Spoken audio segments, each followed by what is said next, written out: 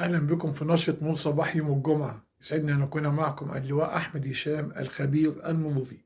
كثافات خفيفة على معظم المحاور والميادين والطرق الرئيسية مع بدء أجازة نهاية الأسبوع. تلك كثافات على الطرق السريعة صحراوية وزراعية، وبمناسبة توجه سادة المواطنين إلى المحافظات الأخرى وموطنهم الأصلي لقضاء أجازة نهاية الأسبوع. أما داخل المدن والأحياء فالحمد لله هدوء تام في الحركة المرورية.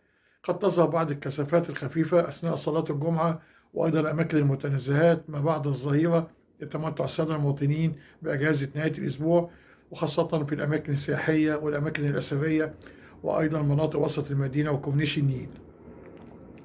غلق كلي لمدخل المنطقة الأثرية من نهاية شارع الهرم أمام فندق من هاوس، والتحويل حركة سير سيارات السياحة إلى طريق الفيوم الصحراوي مدخل بانوراما اتجاه المنطقة الأثرية.